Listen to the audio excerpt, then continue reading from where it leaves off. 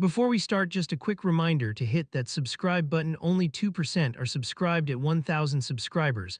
I'll be posting a special video. The phone slammed into my chest and almost fell. I caught it and the screen glared a red countdown.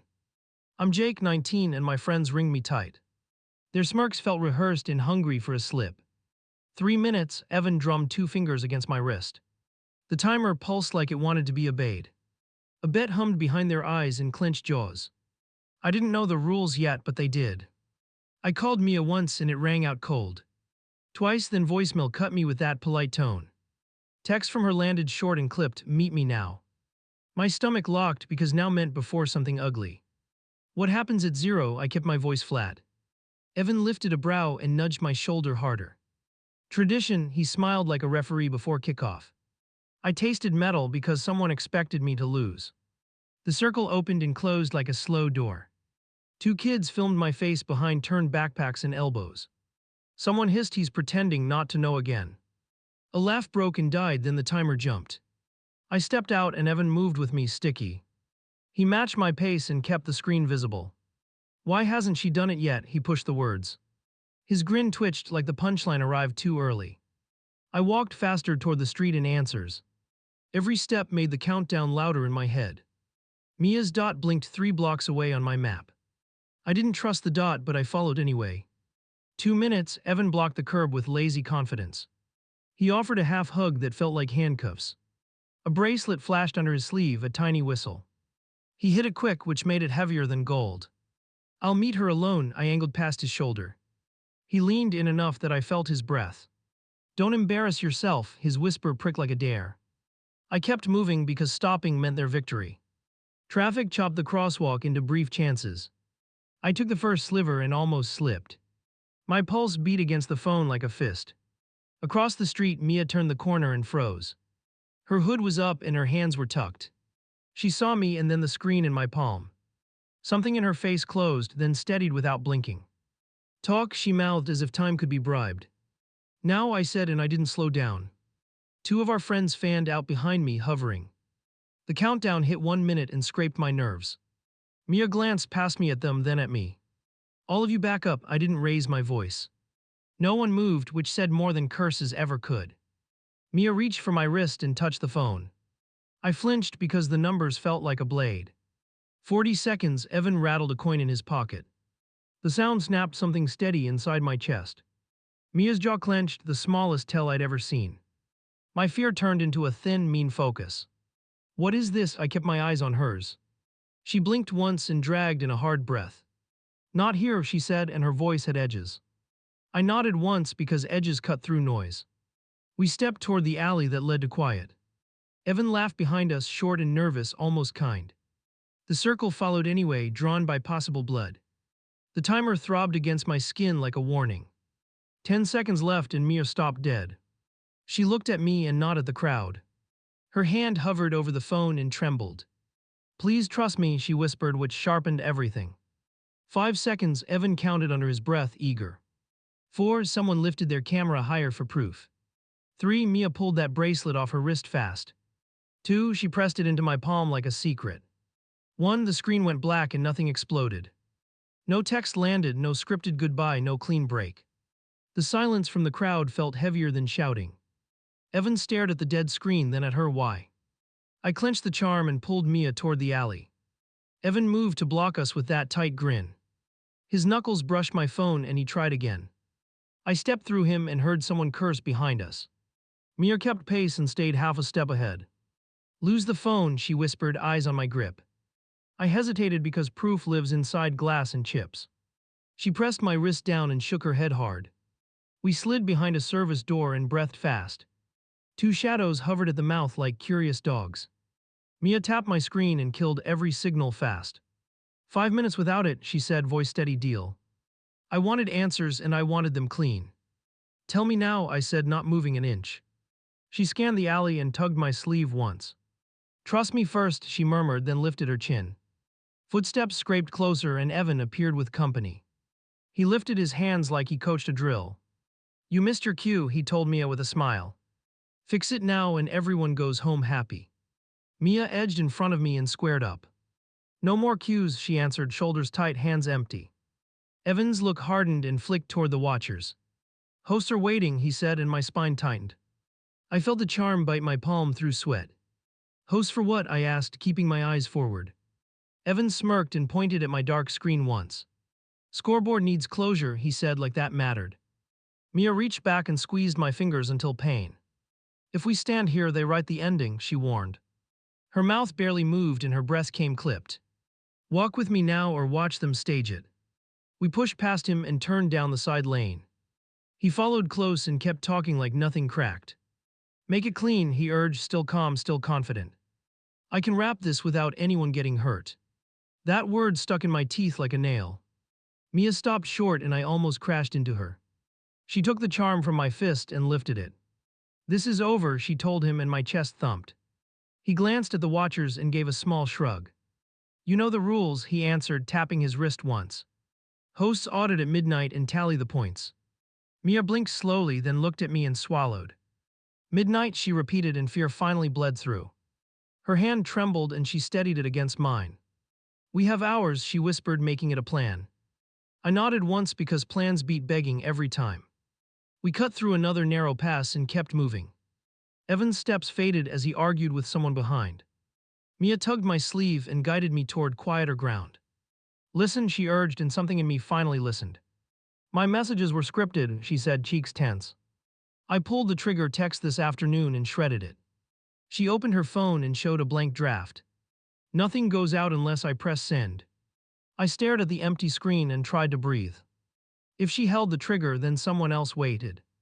Who else can send it? I asked, pulse hammering. She shook her head once and shut the phone tight. 3 people have access, she admitted, voice barely air. I cut 2 and fought the last one all day. She bit her lip and pulled me farther from the noise. If they push tonight, everything turns ugly fast. A new message flashed on my dead screen anyway. The banner crawled across before the device fully slept. Evan's name appeared with a string of clap emojis. Then a line followed that made my stomach drop. Audit moved earlier, the text reads, straight and cold. Decision in 1 hour, the next line added with glee. Mia's face hardened and she pulled me to a stop. We run now, she said, or they corner us here. I tucked the charm under my sleeve and nodded once. We stepped out of the alley and cut left hard. The watchers spread to follow and phones lifted fast. I took Mia's hand and felt the whole plan shift. We cut left through the lot and broke into a sprint. Footsteps swarmed behind us like a pack closing ranks. Mia yanked my sleeve and pointed toward the transit stop. If we reached open space, they would lose formation. A scooter blocked our path and nearly clipped my knee. I vaulted the frame and kept my stride tight. Mia matched me and scanned for angles to slip. We had 1 hour shrinking to a knife. My phone buzzed again with a fresh alert. Evan's crew dropped a new link with confetti icons. Final review room opens in 30, the banner read. Mia swore under her breath and squeezed my wrist. We ended at the source, she pushed out. Not here, I answered, lungs burning, eyes sharp. She jerked her head toward the rec center block. That's where they meet when they want witnesses. We veered hard and crossed between moving cars. A horn snapped at our backs and made me flinch. Mia didn't look, she just drove forward on grit. I followed because turning around meant surrender. 2 kids from our circle appeared near the gate. They lifted phones high and walked backward, filming. Smile for closure when called, swallowing a laugh. Mia reached for my hand and I let her. At the stairwell door, a keypad flashed a code. Mia's fingers flew and the lock chirped open. No hesitation now, only stares and echoing breath. Up 2 flights, then a narrow hallway waiting. A storage room stood ajar with a humming rack inside. Not equipment I recognized, but it blinked hungry. Mia grabbed a cable and traced it to a hub. This is their scoreboard, she said, jaw tight. I felt something tilt in me at that word. Not relief, only a new fight with sharper edges. Can you kill it? I asked, voice low. She nodded once, then frowned like a surgeon. Boots pounded the stairwell and a voice barked my name. Mia pulled a tiny card from her pocket with care. Hold the door, she whispered and slid the card home. The rack hiccuped and threw a stream of errors. I braced the handle as the hallway filled. The first shoulder hit and the metal shuddered. Open up and take your bow, someone yelled, breathless. I locked my forearm and leaned my weight forward. Mia typed a string and wiped a PR. Awful list. 3 usernames glowed red, then one stayed stubbornly white. She hissed through her teeth and kept typing fast. Last admin just moved everything to cloud, she muttered. The door banged again and a hinge screamed once. I pictured us dragged out to cheers and glitter. That image sharpened the rage I'd been carrying. I shoved harder and planted my heels like anchors. Mia's screen flashed a new credential with a location pin. A basement gym across the street pulsed on the map. The control left this building while we ran. They're mobile now, she said, eyes angry. We couldn't win a siege against numbers and time. I let the handle go and it flew wide. 3 bodies flooded the threshold and waved phones high. I grabbed Mia's wrist and charged straight through them. Elbows, shoulders, knees, anything that opened a lane. A camera smacked a wall and clattered to the floor. Someone cursed as we cleared the hallway corner fast. Stairs ahead, stairs behind, everything moved like a trap. We shot down the flights 2 at a time. A hand clawed at my backpack and slipped off. Mia kept low and used her momentum like a blade. We hit the exit and burst into the street. Across the road, the gym doors yawned unwatched. I checked for a tail and saw 3 coming hard. Mia cut right and pointed to a service entrance. We dove inside and the air went still. Music thumped from somewhere under the flooring. She dragged me along a corridor and pressed her ear. Server closet, she breathed and tapped a thin wall.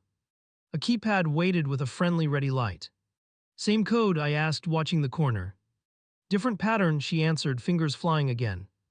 The door popped and a low glow warmed our faces. Rack slept inside with stickers and taped labels. She pulled the trinket from my sleeve and held it up. A tiny transmitter blinked alive once in her palm. I can jam their trigger for a short window, she said. Then we still need the root key. I watched the corridor while she tuned the device. Voices drifted closer, too relaxed to be staff. My chest tightened and then settled into a plan. We were done hiding from a clown parade. The jamming tone kicked, thin but insistent. Mia pointed at a screen that mirrored the countdown room.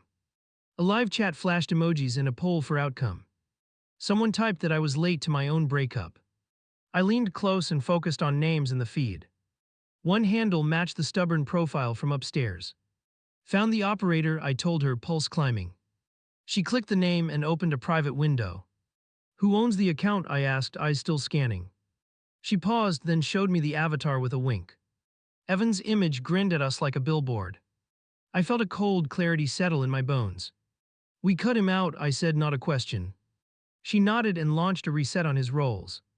The system asked for a second factor with a deadline. We had 60 seconds before the request expired. Footsteps clipped outside and a shadow crossed the gap. I killed the light and we lowered into darkness. Breath in, breath out, keep the rhythm controlled. The shadow moved on and the hallway quieted. Backup code lives on his watch, Mia whispered. Or on a printout he carries for stunts. I remembered the wrist tap he never stopped doing. That little habit finally had teeth.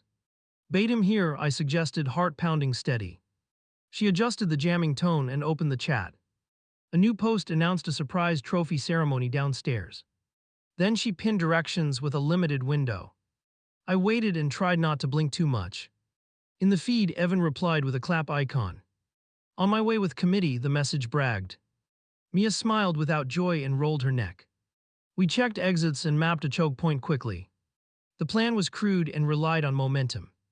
He'd enter first because he always needed the spotlight. I would take the wrist and Mia would hit confirm.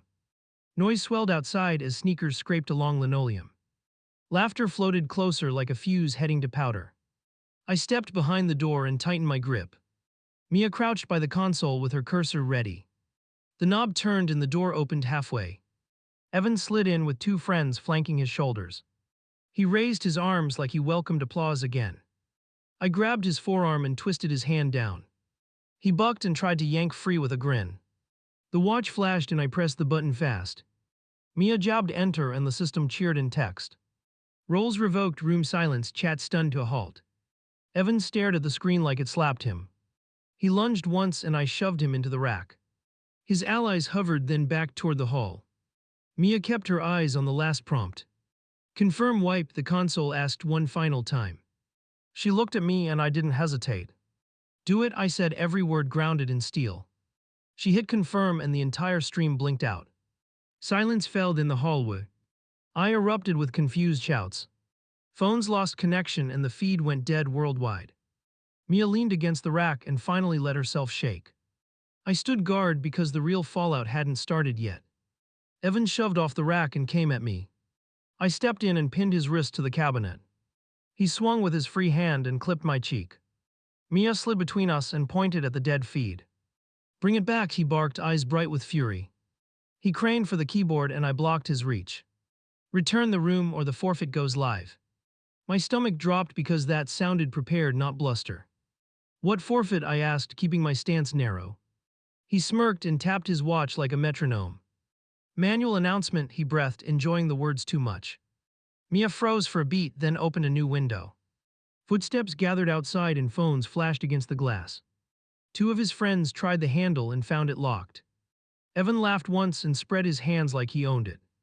"Either way, you star in something tonight," he taunted. Mia pulled up a console and typed 3 fast commands. A message queue appeared with one item waiting. She hovered over the payload and looked at me hard. "Delay it," I said, because seconds buy options. She paused the queue and set a 10-minute hold. Evan lunged again and I caught his elbow midair. He twisted and tried to stomp my foot with intent. I shoved him back into the rack and heard metal flex. "Keys," Mia said, reaching toward his pocket with confidence. Evan slapped her hand away and tried a grin. "Captains only," he teased, then flinched as I stepped forward. He backed up and watched my hands like they burned. A new text pinged my screen despite her block. "Different number, unknown tone, formal and simple. Buyout option expires in 8, the line read. Mia's eyes narrowed and she opened our group ledger. Rows of entries scrolled with initials and amounts. Not prank money, real numbers with recurring patterns. I felt heat crawl up my neck and settle there. "Who holds custody?" I asked, voice low and steady. Evan rolled his shoulders and finally looked nervous. "Sponsor handles escrow," he muttered, gaze sliding off me. Mia highlighted a name buried under aliases and codes. "Not a student, an adult account with admin power." "Call them here," I told Evan, no room for debate. He glanced at the door and then at his phone. "Why would I?" he tried, stalling for courage. "Because we negotiate once," I answered and stepped closer. Mia pulled the charm from her pocket and clicked it on. The jam spiked and everyone's notifications sputtered. The hallway went noisy with complaints and confusion. Inside, the queue froze like a trapped insect. Evan's confidence cracked and he reached for the handle. I blocked him with my forearm and held firm. "Invite the sponsor or watch everything dump online," I warned.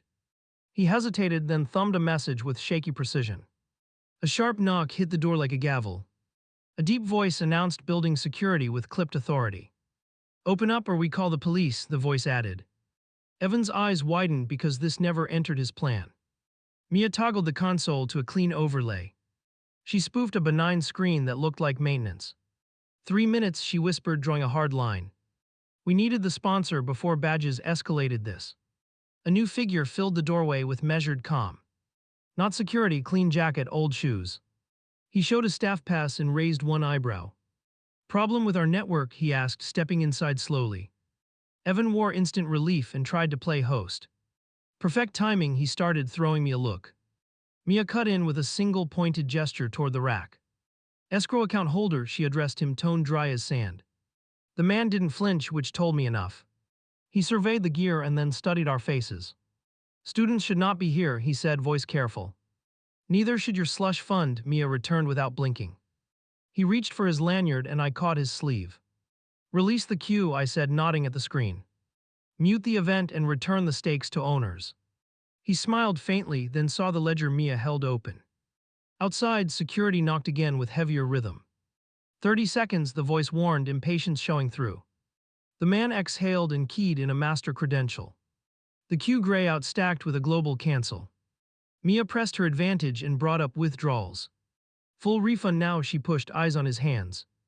"Then a broadcast apology from inside your account."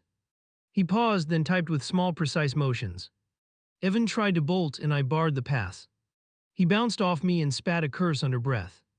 "Your face was the brand," I told him softly. "Your face can clean it up," I added, not asking. Mia crafted a statement that fit in 2 short lines. No excuses, no spin, just the truth and closure. "Yes?"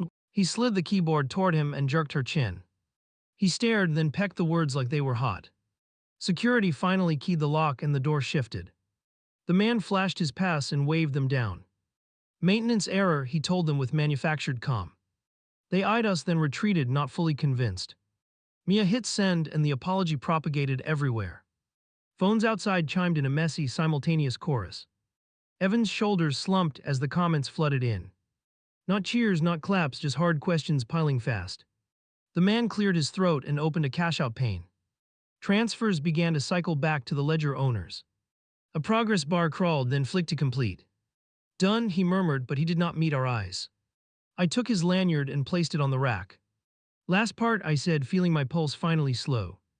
You close the league and archive the records permanently. Mia hovered, ready to catch any trick with one keystroke. He selected the archive and hovered over confirm. Witnesses, he muttered, wanting protection from blame. I held up my phone with the camera rolling. He pressed confirm and the system sealed itself shut. Outside, the crowd broke into scattered arguments. Some walked away, some filmed the hallway in confusion. Evan leaned against the wall and rubbed his wrist. Mia watched him like he was still armed. The man stepped back and adjusted his jacket twice. You two should leave before this gets louder, he offered. I'll handle cleanup with administration tomorrow. I smiled once because that sounded like fear, not charity. We walked out through a side corridor without speaking. My cheek throbbed and Mia's hands finally steadied. Behind us, phones kept pinging with the issued apology. In front of us, one more message waited to drop. The alert hit before we reached the street. Manual ceremony relocates to the pier, the banner flashed. A map link blinked with a 1-hour timer. My grip tightened because the mob would follow it. Mia checked her settings and swore under breath. The queue is dead, but they scheduled a mirror. She showed a bot task still counting down. Whoever built this thing planned for mutiny. We cut across campus and kept our heads low. People streamed toward the waterfront in little knots. Phones filmed as they walked and traded rumors. Every step pushed us toward a stage we hated. Evan stepped from a doorway with two new faces. No smiles now, just stubborn pride and raw nerves. You don't control endings, he tossed, hands open. He lifted his wrist like it still mattered. We don't need your apps, he added with heat. Old rules handle the vote without screens. He pointed toward the pier where a crowd swelled. They had a backup ritual, of course they did. Mia slid in close and tapped my knuckles twice.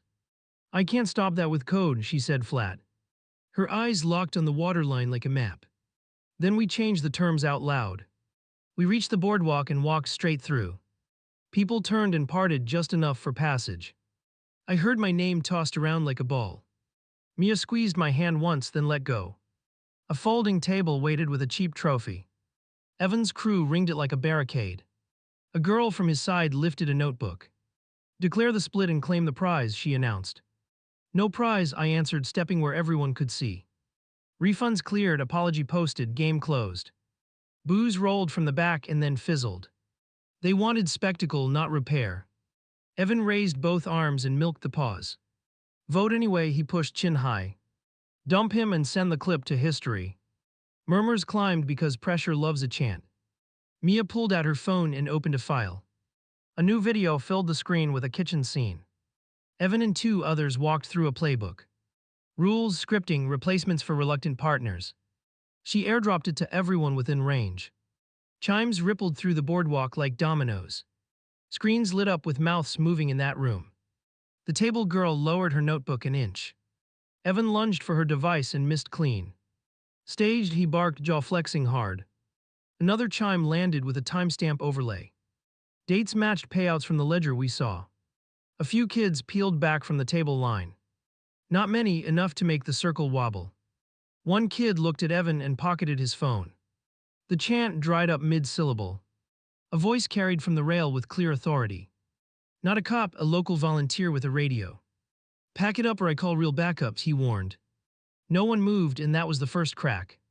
I stepped onto the table and faced the water. Here's the only vote that counts tonight, I said. I'm not doing theater for you. Silence hung because they felt the line hard. I stay with her because I choose her, I added. Not for claps, not for dares. She already scrapped your system to my face. And if that costs me friends, good. Evan climbed up on a bench to steal focus. Last chance, he called, voice thin now. Dump him and we walk away, Clee. When? Mia turned and looked at me without blinking. Your choice, she said, and her hands were steady. If you want out, say out. Her jaw stayed level and her eyes didn't flinch. The crowd held its breath like a tide. I lifted the trinket that still sat in my pocket. I snapped it in two and let the pieces fall. Metal pinged against wood and skittered away. The boardwalk registered that sound like a verdict. We're done with your leg, I told the air. Take your trophy and melt it. The volunteer raised his radio again with purpose. Disperse now, he ordered, and footsteps finally shifted. Evan waited for a show that never came. His supporters drifted in different directions, quiet and pale. He tried to laugh and swallowed it whole. He looked at me once and then looked down. Mia climbed beside me and linked our fingers. She didn't smile, she didn't perform. We're not safe yet, she whispered, voice even. Someone higher is going to push back. I felt it too, and it wasn't paranoia. Sponsors hate losing control in public. The apology would bring heat on their side. We should have left, but we stayed 1 minute longer. A new alert cut through the fading noise. Unknown number again, colder than before. See you at midnight, the message promised. Then a location pin appeared that wasn't the pier. We went to the pin without warning anyone else. An old rec hall waited with doors propped open. Mia rolled her shoulders once and nodded toward the stage. I walked in first because fear loses to momentum. A folding chair sat center with a mic on it. A single camera faced the seat like a trap. Evan paced behind the rig with two quiet helpers. The sponsor from earlier watched from the bleachers, patient. Sid Evan tossed, sleeves pushed up like armor. Mia stepped between us and looked the room over. No apps, no mobs, just you, she said. The sponsor nodded like we passed a test. He clicked a remote and a clock appeared overhead. Final convening 12 minutes, one question, he announced. My chest went hollow because the question was obvious. He lifted a finger like he held a switch. Why hasn't she dropped you? He asked without ceremony. He wanted a performance and a clean headline. He wanted the table again without the crowd. I decided to burn the script in front of him. Because she chose to stay, I answered from the floor. Evan snorted, then caught himself and fixed his face. Because I chose to stay too, I added. Because your tricks are done. Mia didn't blink, and that steadied me fast. She pulled a cable from her pocket and held it up. Your mic feeds a server off-site, she told him. Turn it off or I unplug the building. The sponsor raised both palms like we were volatile. Everyone is already away from screens, he replied. Only this room hears the decision now. He lied with a relaxed voice and careful eyes. I walked to the chair and shoved it aside. The camera caught empty air and whirred in protest. Evan swore and moved to block my next step. Mia slid past him and reached the power strip. The scoreboard stayed dark because we had killed it earlier. This wasn't about metrics anymore, just control. I faced them and counted the bodies out loud. 3 of you, 2 of us, still enough. Evan lunged and got an arm on my collar. I broke his grip and planted my feet hard. The sponsor stayed seated and watched like a ref. He wanted us to fail without touching anything. Mia yanked the cord and silenced the camera feed. She stepped back and braced for impact without fear. The helpers hesitated because their proof vanished. They liked being audience more than enforcers. New rules, I told the sponsor with a steady tone. You ask, we answer, then you leave us alone. No timers, no forfeits, no backstage edits. He weighed that like a bargain he could sell later. He tilted his head and gave a slow nod. Then answer again for my benefit, he said. Why hasn't the break happened? He leaned forward like he might enjoy pain.